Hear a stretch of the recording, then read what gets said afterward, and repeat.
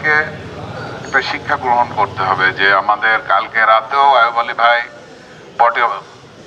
Party অফিসে যে অনেক কথা বলে আসছে, অনেক আলোচনা করে আসছে, এবং তার চলার পথে হয়তোবা সেই সময়ও সে জানতো না যে আসলে তার এইভাবে ভোরবেলা তাকে চলে যেতে হবে।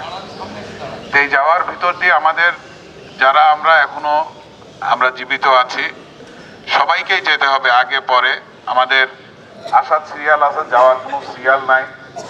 এখান থেকে আমাদেরকে ছোট বড় এখানে যারা সবাই আছি তাদেরকে শিক্ষা নিতে হবে যে আসলে আল্লাহর ডাক যখন আসবে তখন কেউই কোনো সময় পাবে না।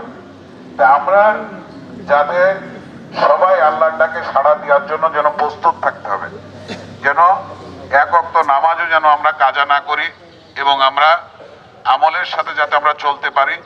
এই দুনিয়াবি সমস্ত কর্মকাণ্ডের ভিতর দিয়েও আমাদের আখিরাতের জন্য আমাদের যে কামাইটা, সেটার জন্য যেন আমরা সবাই যেন সদাই প্রস্তুত থাকি।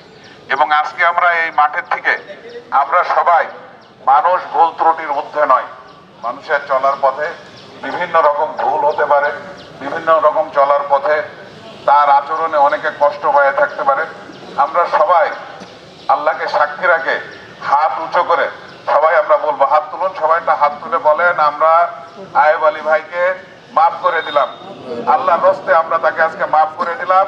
আল্লাহ যাতে তাকে বেহেশতবাসী করুক, আল্লাহ যেন তার শোকার্ত পরিবারকে শোক সহ্য করার মতো ধৈর্য দেয়, এবং সবাই আমার তার জন্য দোয়া করব। আজকে তার সমস্ত আমল বন্ধ হয়ে গেছে।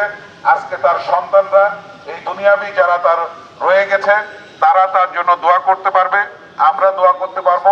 আমাদের যে করণীয়, আমরা সবাই তার জন্য প্রাণ খুলে আমরা দোয়া করব, আল্লাহ যেন আয়ুব আলী ভাইকে বেহেশত নসিব করে।